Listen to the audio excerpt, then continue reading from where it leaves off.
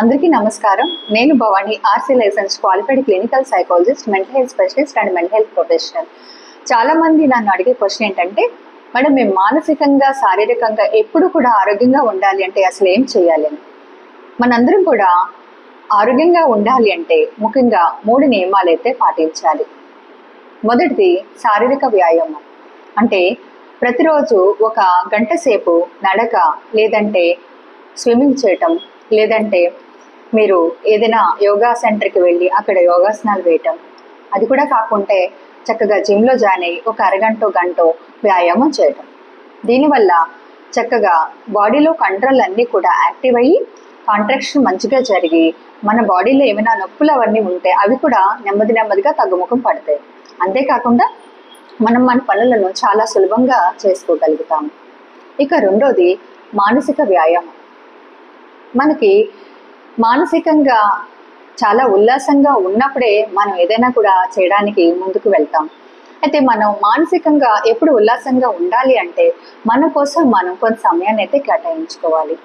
ముఖ్యంగా మనకి నచ్చిన పాటలు వినటం కానివ్వండి, మనకి నచ్చిన పుస్తకాలు చదవటం కానివ్వండి, లేదంటే నచ్చిన పెయింటింగ్ వేయటం కానివ్వండి, ఇంకా ఏదైనా రిక్రియేషనల్ యాక్టివిటీస్ చేయడం కానివ్వండి చేస్తూ ఉంటే మనం ఖచ్చితంగా మానసికంగా ఉల్లాసంగా ఉంటాం. మనం మానసికంగా ఉల్లాసంగా ఉన్నప్పుడే మనలోని ఆత్మస్థైర్యం అన్నది ఖచ్చితంగా మెరుగుపడుతూ ఉంటుంది. అలాగే మూడోది ఆధ్యాత్మిక వ్యాయామం. మనందరం కూడా భగవంతుడికి ధ్యానం చేస్తాము, అలాగే ప్రార్థన చేస్తాము. కానీ మనం చేసేది కొంతసేపే. అదేదో ఖచ్చితంగా చేయాలని మాత్రం అనుకుని చెయ్యం. కానీ ప్రతిరోజు మనకి నచ్చిన దైవాన్ని కనీసం ఒక 10 నిమిషాలైనా సరే చూస్తూ ప్రార్థన చేయటం వల్ల మనలోని కృతజ్ఞత భావం పెరుగుతుంది. మన తోటి వారి పట్ల కూడా ఆ కృతజ్ఞత భావం ఖచ్చితంగా ఇంకా పెరిగి మనలో మంచి రిలేషన్స్ అన్నది ఇంప్రూవ్ అవుతాయి. ఇక రెండోది ధ్యానం చేయడం వల్ల మన మానసిక స్థితి చక్కగా మెరుగుపడుతుంది. అంటే మనలో ఒక మానసిక శక్తి అన్నది ఏర్పడుతుంది.